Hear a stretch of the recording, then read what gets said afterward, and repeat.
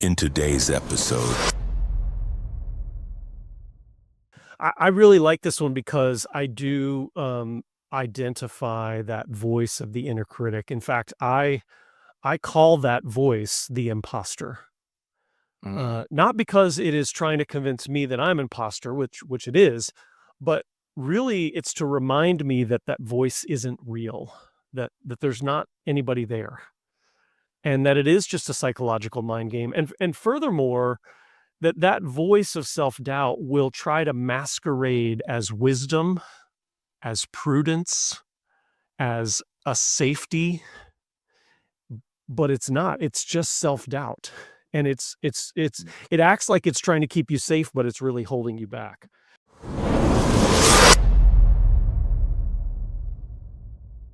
All right, guys. Well, I am incredibly excited about this one.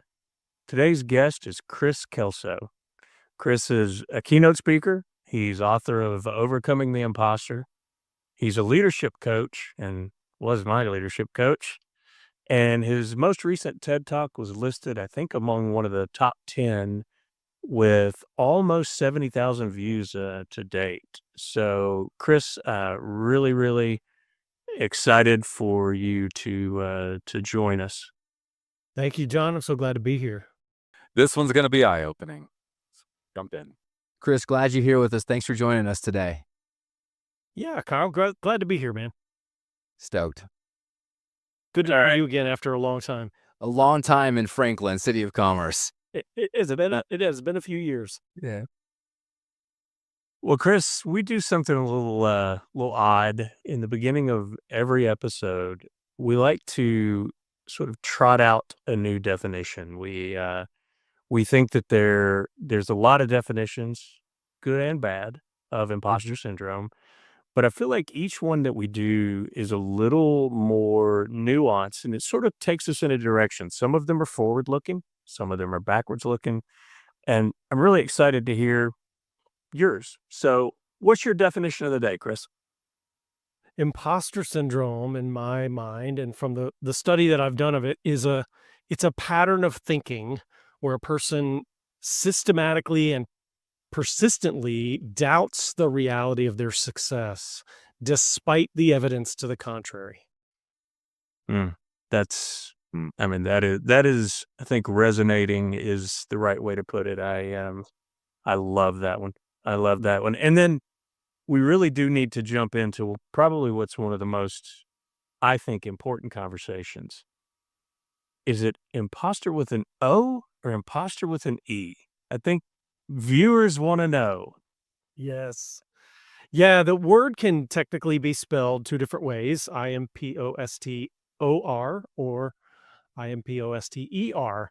And this became an issue when I was writing my book because I didn't realize that there were two different spellings. And in fact, I had spelled it two different ways in the manuscript, just not really paying attention or thinking of it. And of course, I had great editors. My publisher had, great people who reviewed all the writing, and somebody said, hey, you got to pick a spelling. We got to make this thing consistent.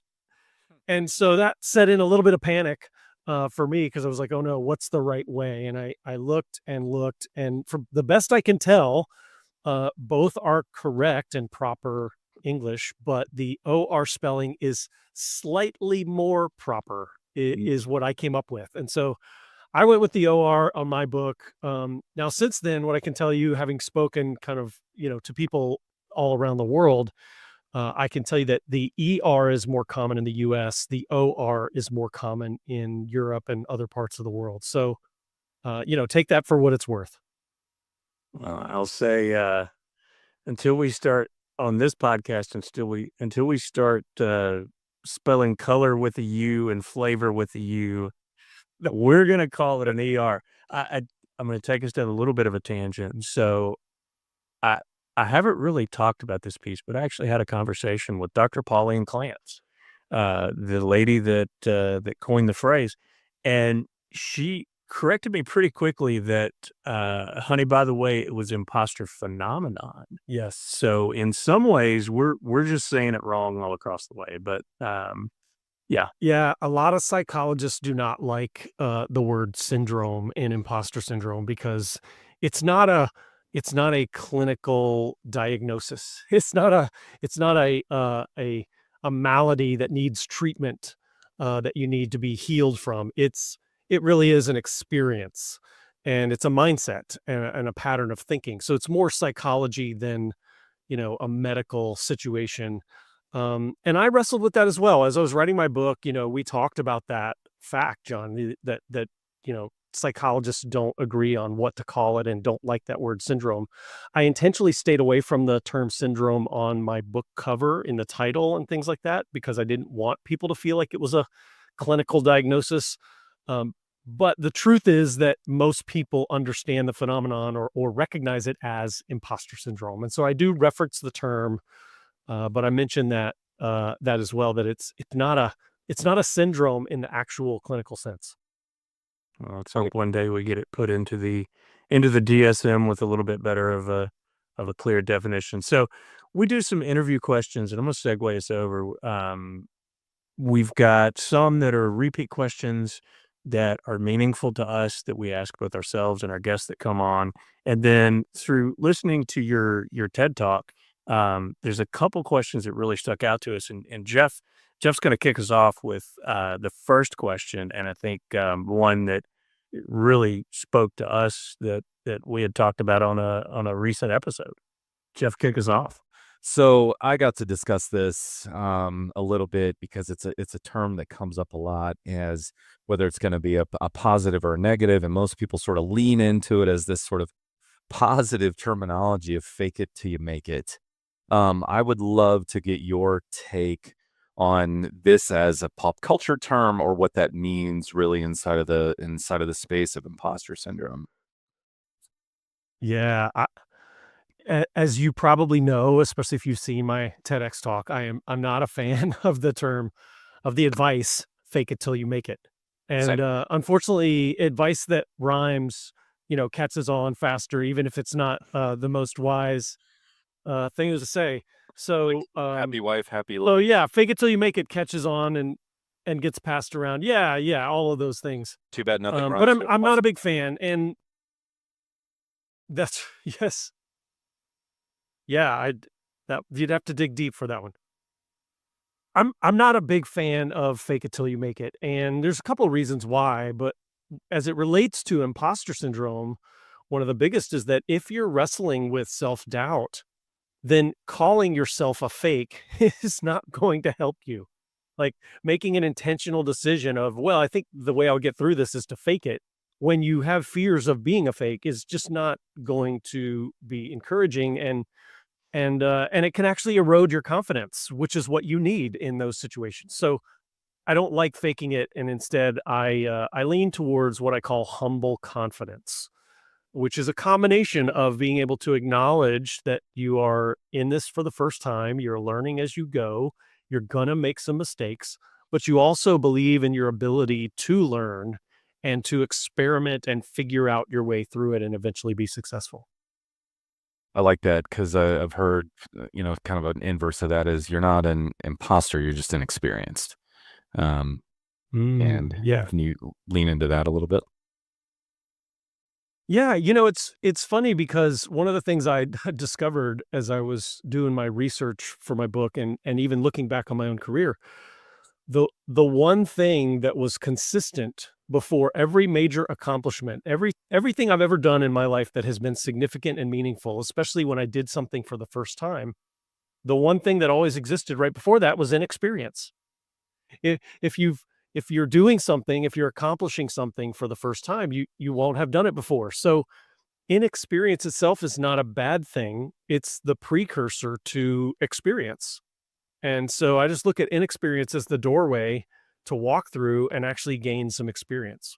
I've got to jump in on that one because just listening to your TEDx talk, I took some notes, and the dynamic between imposter and inexperience, I think you may have framed as self-esteem versus self-efficacy, and that's a fun word to say out loud. It is.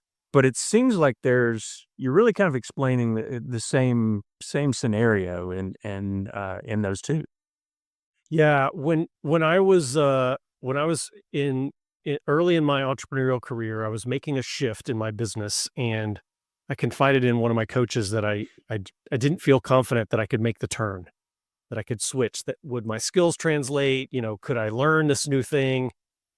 And he really challenged me to look back on all the times in my career that I had done something for the first time, that I had learned my way through a process. And what he taught me in that moment, and John, you're referencing the part of my TEDx talk where I talk about the difference between self-esteem and self-efficacy, is that self-esteem is largely emotional. It's how you feel about yourself. But our feelings are very fickle. And self-efficacy, on the other hand, is an objective and honest assessment of your capabilities, your resources, your track record. And really, what I learned is to look back on my career and realize that I'm a good learner, that I've learned things in the past, therefore I can learn something new again. And so when I do something new, I don't have to base my confidence on having done this thing before, because of course I haven't. I can base my confidence on having done so many other things before. And so I actually build my confidence on my ability to learn rather than trying to build on having all the experience that I might think I need to be successful at something. I wanted to ask a follow-up on that great. because it's so incredibly interesting, because I guess when I hear you say that, like, it's the truth, but like, why are we so incapable and unable to, it's a puzzle. You just described like a puzzle we need to put together. Yeah. We have Yeah. previous experience, maybe not this one specifically, but we have proof. Why are we so incapable, or why is it so difficult for people to put that together and build that confidence on their own? That's a good one, Kyle. The way we learn changes as we age, and sometimes in some ways that aren't helpful to us. If you think about the way that an infant learns, or a toddler, a child that's learning to walk, what do? They pull up on a piece of furniture and they try to move around and they fall over. And what do when they fall over? They try again. They learn by trying and failing and making mistakes and figuring out what hurts and what feels good and how do they get success? And so I think some of it may have to do with our education system.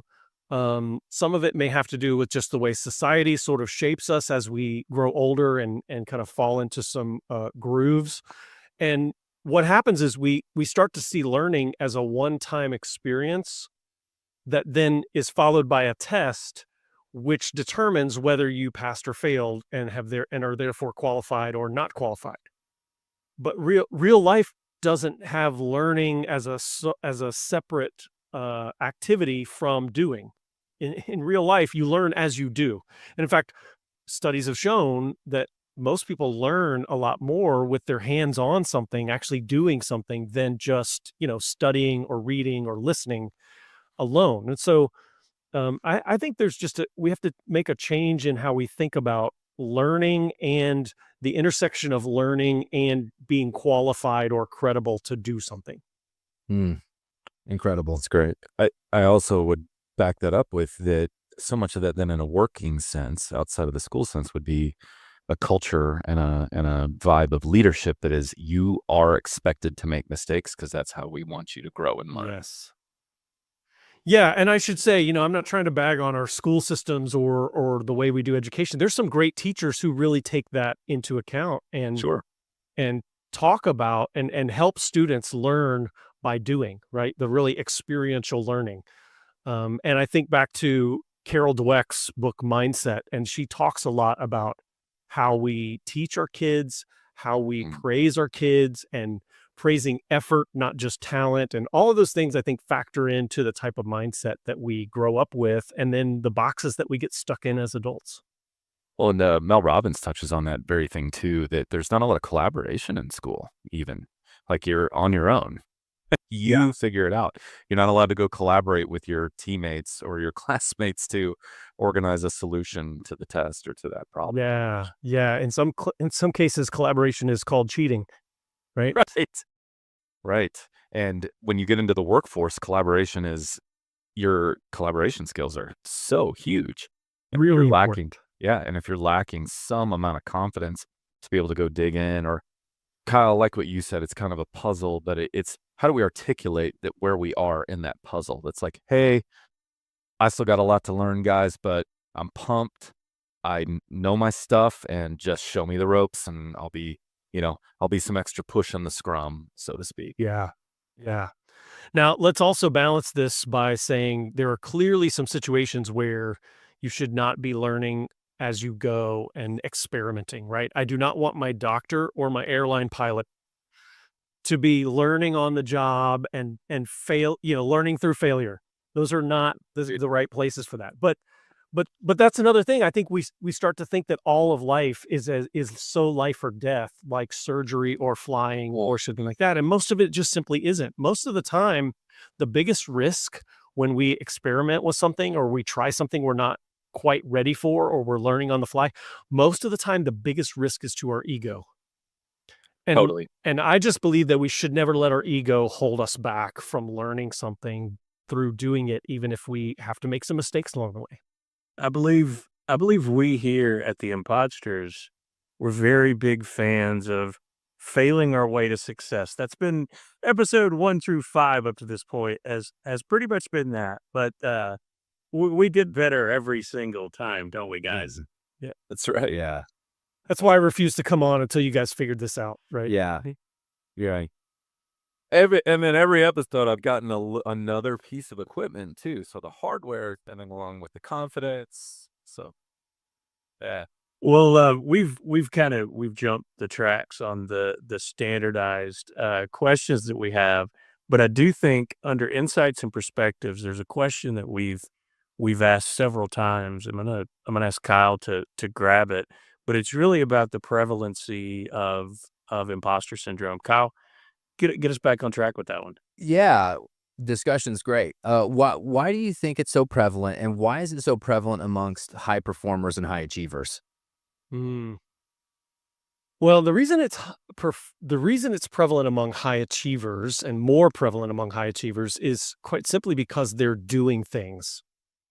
You know, if you wake up every day and you go to the same job and you do the same thing and your whole goal is just to get through the day and get to the weekend and get your paycheck and go and then start it all over again on Monday morning, and like you're just trying to grind it out and get through it, well, then you don't have much reason to feel like a fraud. You don't have much reason to feel like an imposter. But high achievers are always pushing themselves. They're always stretching in some way. They're always trying to learn something new or accomplish something again for the first time. And that often puts us in uncharted territory or out of our comfort zone. And outside your comfort zone is where the magic happens. It's where greatness takes place, but it also is where that voice of self-doubt creeps in and says, you are in over your head. You don't know what you're doing. You're at risk of failing, and this is going to go badly for you. Mm.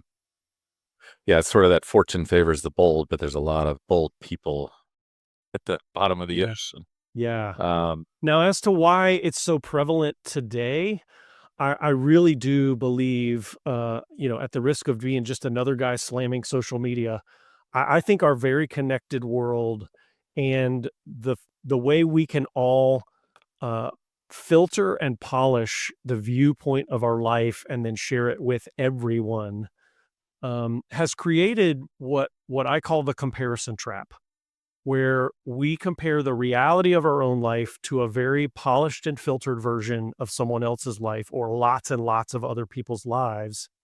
And we only see their successes and their glamour shots and their highlight reels, but we know all the cracks and the flaws and the troubles and struggles in the reality of our lives. And so that makes us feel like, man, everybody else seems to have it together, and I am just making my way through it, figuring it out along the way. I'm failing often. But the reality is that most of us are doing that. We just don't see that in everybody else the way we can see it in ourselves. I like the Facebook and LinkedIn me a lot better. That guy's pretty cool, Yeah, your headshot's great, man. right? Great headshot. Right. I look like what I know. I know what I'm doing up there. Oh yeah. Yeah. Well, there, the comparison thing we've talked a little bit about in the past, and you're so right. There is so much toxicity that can come from comparing what is really the day-to-day life that we're all experiencing versus a curated,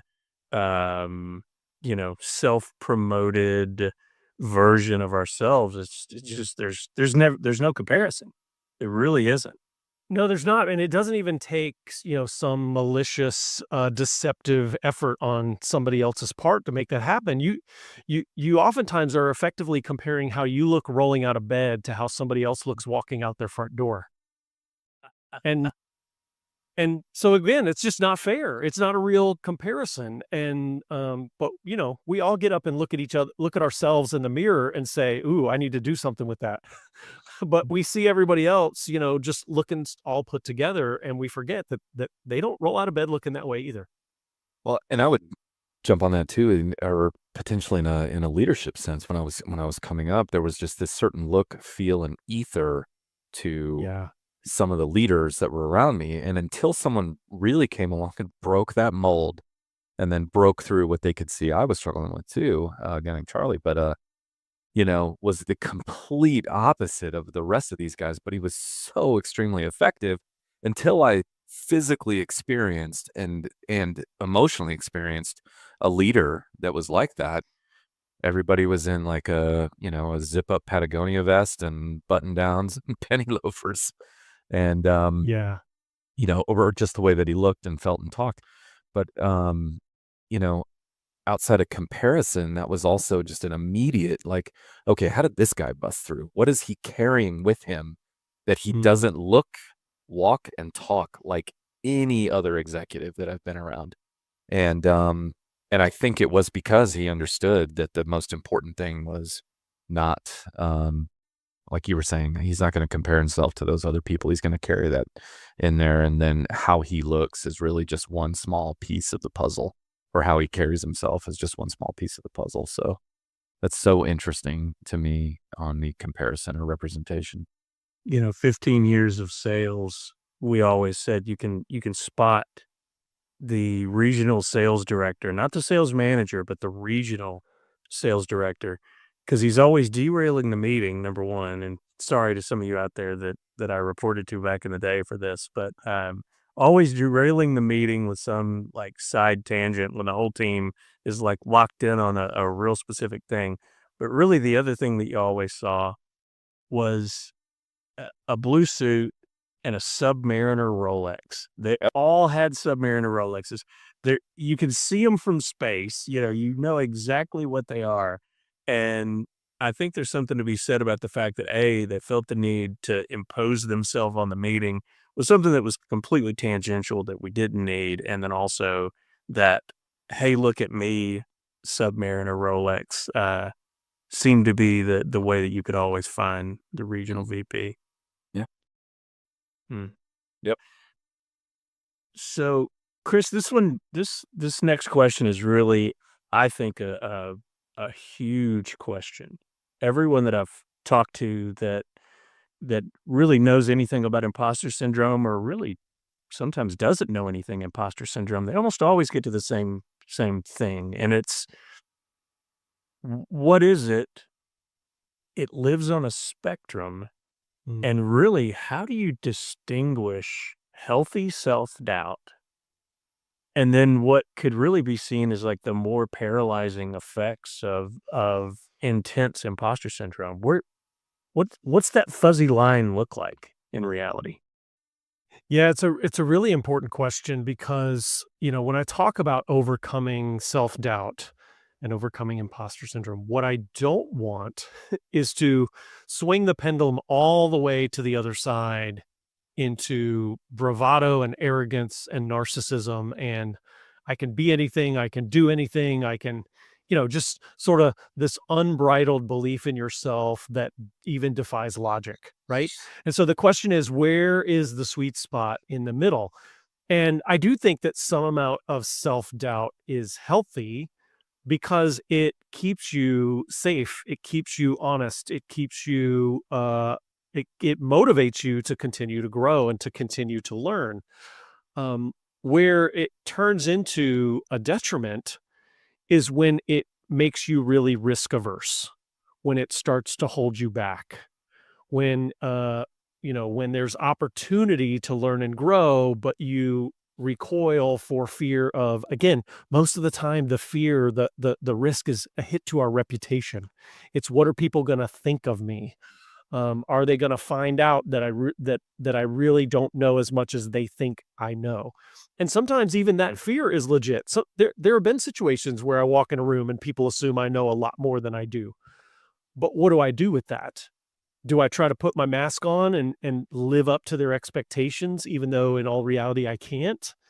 Do I recoil and try to, be a wallflower in the corner of the room? Or do I walk in and say, hey, the perception may not quite match with reality, but I'm going to step into the situation and be honest and grow and learn and see it as an opportunity.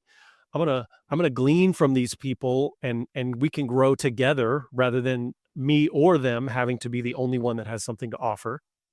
And so I think there's a middle ground where your doubts and your concerns, I'll even say, are somewhat well-founded and will actually keep you from getting into a ditch, but they don't hold you back and keep you from getting on the road and moving forward. It's great. I've got to grab that one because I think this is where when we do the definition of the day, both yours and then also the very first episode that we did, we kind of talked about what was essentially a definition that was backwards looking. And I feel like that's one of the ways that if I really want a clear view of imposter syndrome, I may be in a situation where I go in and I go, you know what? I am over my skis. This is just good common sense, not imposter syndrome or really even, critical self-doubt. But I feel like that by looking backwards and really that I have the plaque on the wall, I accomplished the thing, I crossed the finish line, yet I'm still incapable of experiencing it with a level of purity that it deserves. To me, that is one of the ways that I think really allows us to understand is where does this fit on that spectrum? Yeah. By looking backwards. Yeah. Somebody asked me one time at a conference where I was speaking, they said, how do I know if I have imposter syndrome or if I'm just actually not successful? Like, I'm not doing it. I said, well, let's look at the definition. I can look at you and tell you look like a shot. I didn't make a diagnosis. I didn't go there. I said, well, let's look at the definition. Imposter syndrome is the doubt that your success isn't real despite evidence to the contrary. Yeah. If there is no evidence that you're successful, then you just may not be successful yet. And that's okay too. Now we're back to that inexperience thing, right? You're at a starting point. Where do you go from here? But the other part of it is imposter syndrome is a fear that other people see you as better than you are and that there's a risk of being found out. Well, if you're not trying to wear a mask, if you're not trying to portray yourself as something different than you are, then whatever level of experience you have, whatever level of success that you have, if you just sit in that and live in that, then you shouldn't worry about feeling like an imposter. You are what you are. But if you are falling into that trap of trying to play up to the crowd or make yourself look bigger, better, badder, whatever you want to say than you are, well then, yeah, you're going to worry about being found out because you're putting on a mask. Well, you used a very important word earlier when you were answering Johnny's question initially, and you said, do I walk into the room like this or do I walk in and be honest? And I think people can tell the difference that, oh, okay, there's a certain humanity about this person who really looks the part, and boy, a lot of weight is coming into this meeting with them and what they can accomplish and do. But there's something that they're going to say or do. It's going to, in their posture, that's going to be honest and approachable, and they're going to appear human, not superhuman, and somebody that is going to clearly understands they still have more to learn, and they don't want to be that superhuman that maybe they could tell when they were walking in the room, like, oh boy, look, how did this get built up? But yeah, that honesty factor with yourself and with the room, so to speak, I think is just huge there. Yes. That's cool. Well, to get us back onto some of the questions, there's one specifically around coping strategies that Kyle's up next with, and I love this question. I think it's something we do not do enough of, and something that I think we need to do more of. But Kyle, if you'll kick us off with the next coping strategies question. Yeah. How important is self-compassion or positive self-talk in overcoming imposter syndrome? I think that self-compassion is fairly important. It is really important to give yourself a break, especially when you feel like you have fallen into imposter syndrome and you've actually held yourself back, or you look back on a decision, wish you had acted differently or made a different choice. Positive self-talk, I think, has marginal value. The reason that I don't say yes, it's great, it's really important, it's super valuable, is that it sometimes can fall flat. Positive self-talk sometimes just turns into platitudes, like I'm just trying to pump myself up, and that cliches, yeah, and things that aren't really. If you don't believe it as you say it, then that voice of self-doubt is gonna speak louder and override those things. On the other hand, there are things that you can do from a both a mentality, a mindset standpoint, and the language that you use does make a difference. It is important. For instance, I wrote an article for Fast Company magazine a couple years ago that talked about the fact that the feelings of anxiety and nervousness and the feeling of excitement are the physical sensations of those things are very, very similar. And so when you're feeling nervous, sometimes the advice that you get when you're anxious, like let's say you're going to go stand in front of an audience and give a speech or talk to a group, and you don't do that very often, so you start to feel a little bit nervous.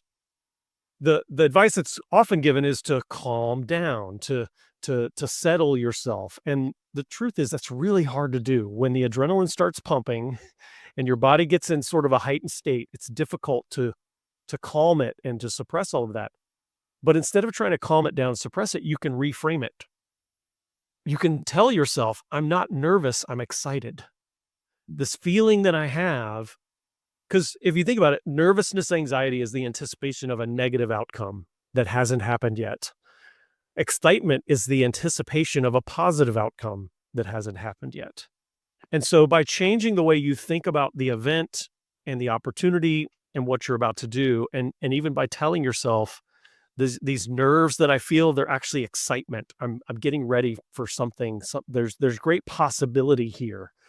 It can reframe how you see the situation, and it can help you channel that energy in a positive way. So I think there's ways that positive self-talk can help, as long as it's actually logical and helpful, and not just those cliches and empty platitudes that are very easy to dismiss.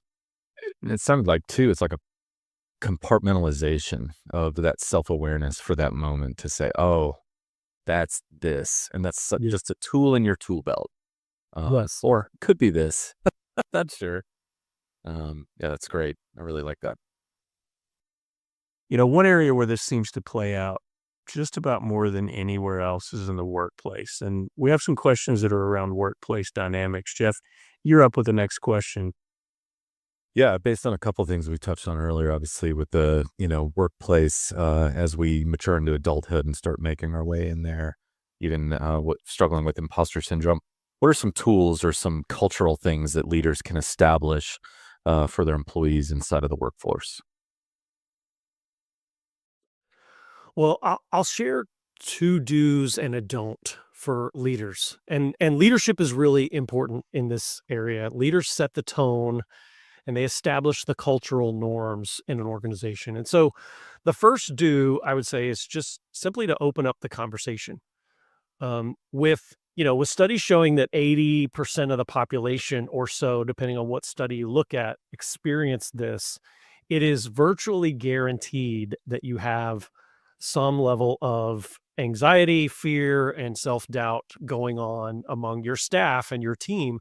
And if no one's talking about it, that probably means that they don't feel like it's safe, and those that are experiencing it feel isolated and alone. The sinister thing about imposter syndrome is that it makes you feel like you're the only one, and that if you voice that fear, that concern, it's going to out you as the fraud that you're afraid that you are.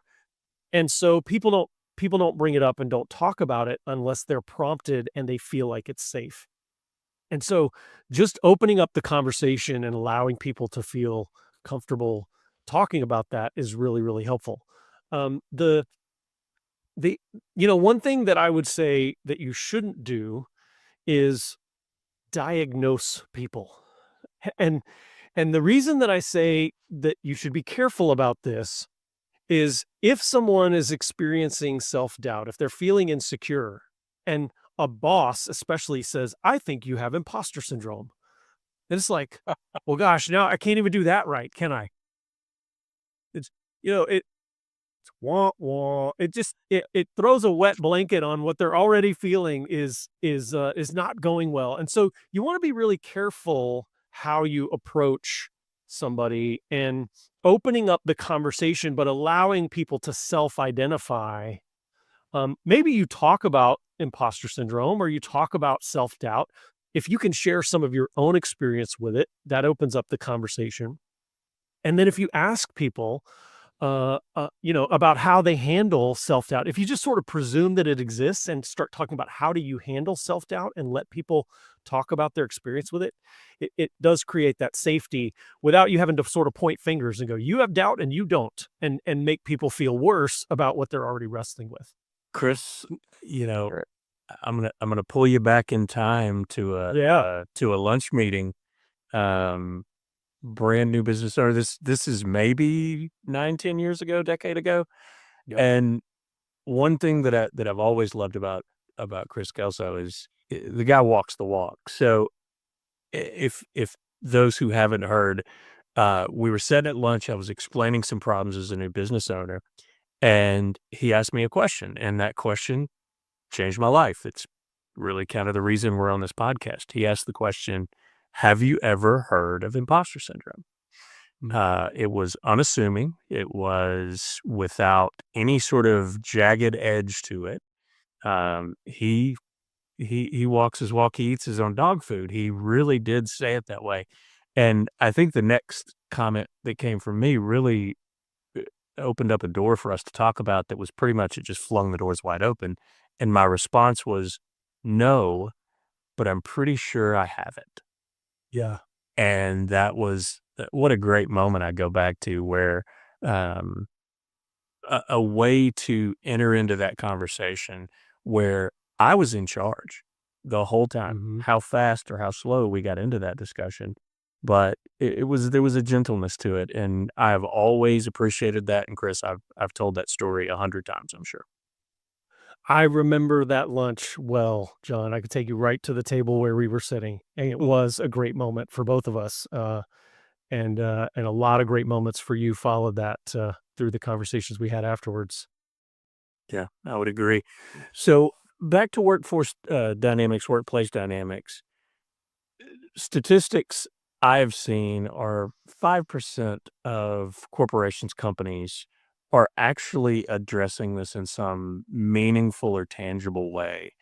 And we've talked in the past on this podcast about, do we want corporate America attempting to get in and wrestle with this somewhat vague and hairy beast that is imposter phenomenon or imposter syndrome.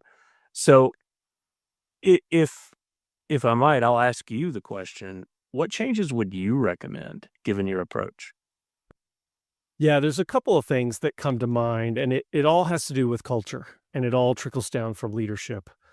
And a big one is how you deal with failure, how you respond to mistakes that are made. One of the, in addition to, you guys know I don't like fake it till you make it, there's another phrase that I really don't like, and I wish I could get banished from office environments, and that is, don't bring me problems, bring me solutions. Oh, And that phrase, I understand the heart behind it. The desire is to say, hey, don't come dump your problems on my desk and expect me to fix them, but like put some thought into it. Think about bring options, bring ideas. And that's all great. But the problem is when you say, don't bring me problems, bring me solutions, you may inadvertently set the tone that it is not okay and it's not safe to say, I have a problem and I don't know what to do about it. If Literally. someone doesn't feel safe saying, I don't have the answer, then what they're going to do is try to hide the problem when they don't have the answer. And that creates a bad, unhealthy environment, an unsafe environment. It's bad for your culture. So again, it comes back to, the pithy statements get sort of the play and get perpetuated. Don't bring me problems, bring me solutions. Sounds great. What doesn't sound as pithy and roll off the tongue, but is a lot more meaningful is don't just bring me problems, bring me your problems and your ideas and let's collaborate. Let's work together. Let's ideate and we can solve this. I believe in us. I believe we can figure it out. And that's another part of I think the culture shift is, again, going back to the conversation we had about experience versus drawing your confidence from your ability to learn. I think that a leader can do a great thing for their team when they say, we may not have the answer and I may not have the answer, but I believe we can figure it out. I believe this team has the ability to learn our way through this, to experiment and try and even fail, but we'll figure out the answer at some point.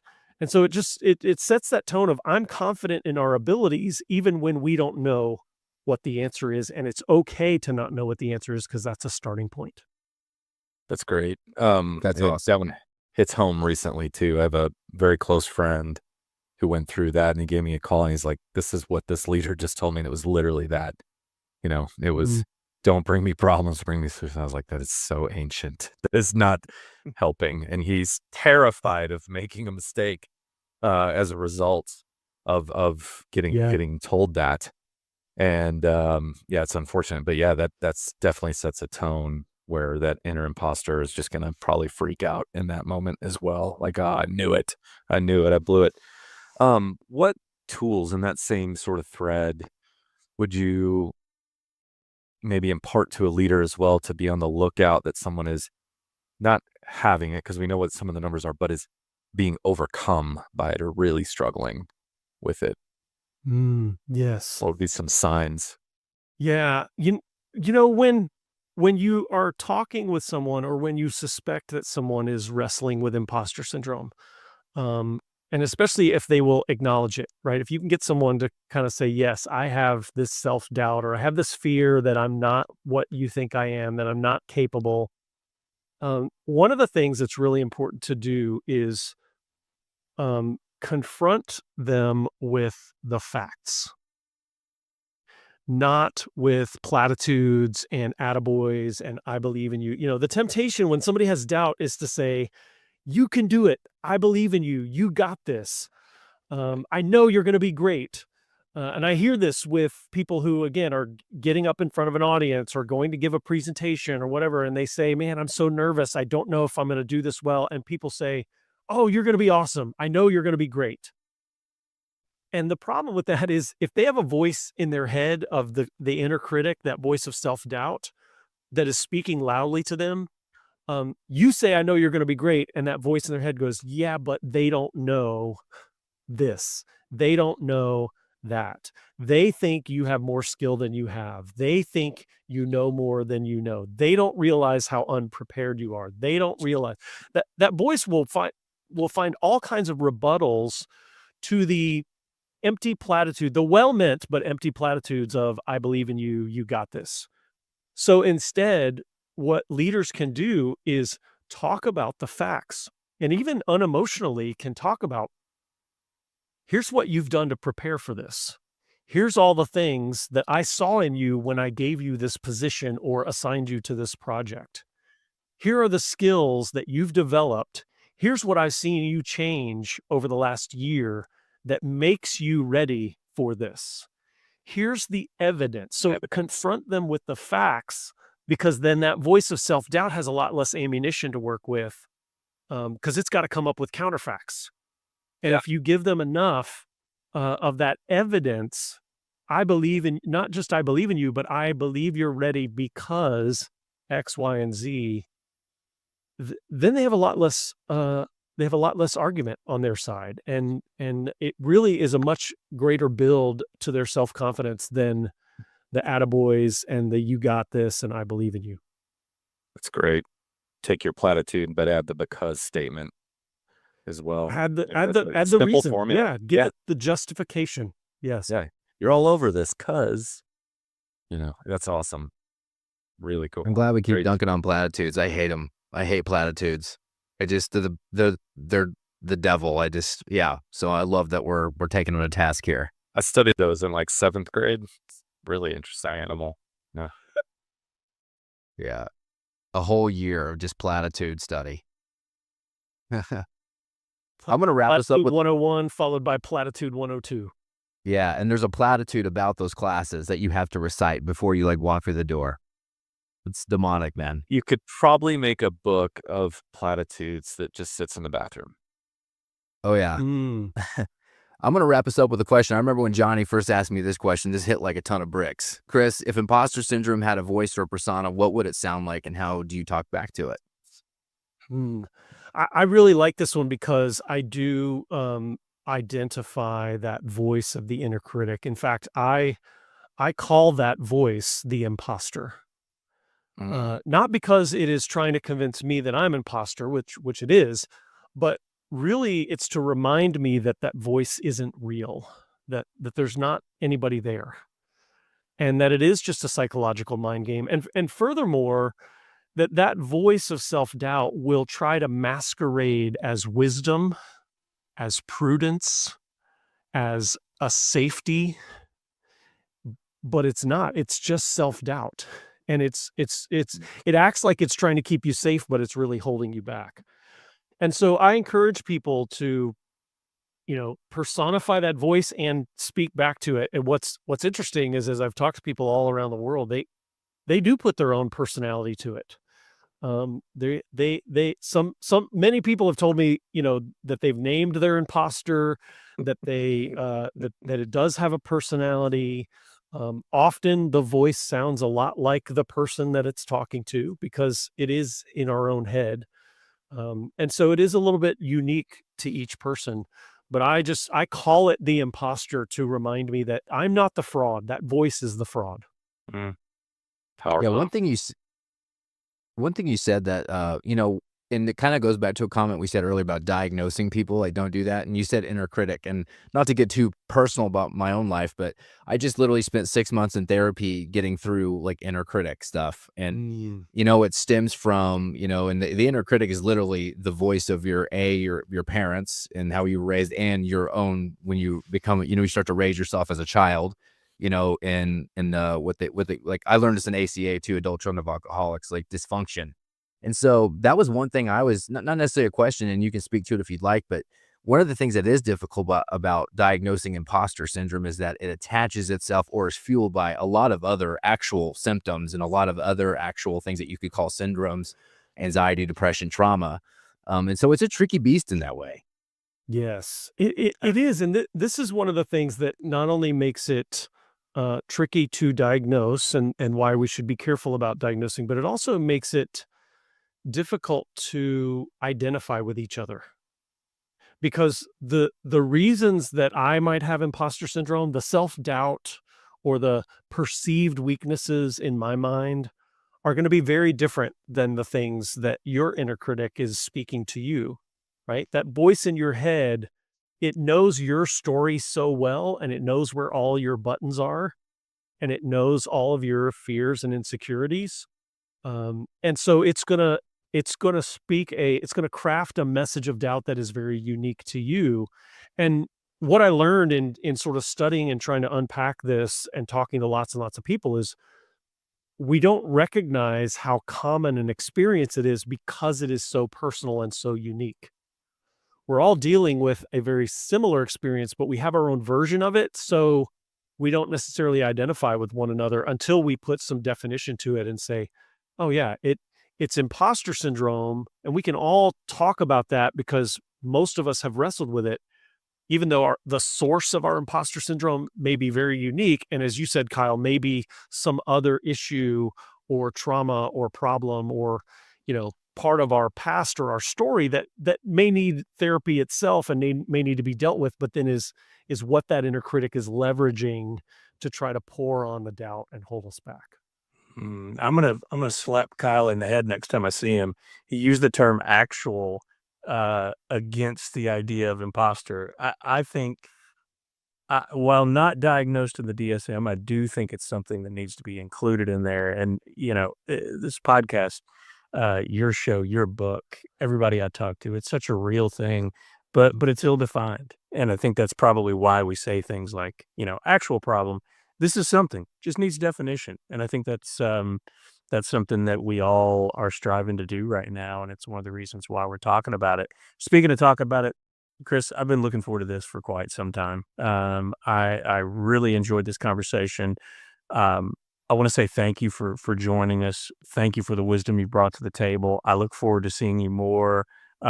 Folks, this guy right here, be on the lookout for him. Check out his TED Talk. Take a look at his book if you haven't already. And again, just on behalf of the team, thank you, team. Chime in.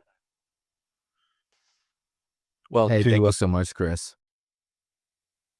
Yeah, go ahead, Kyle.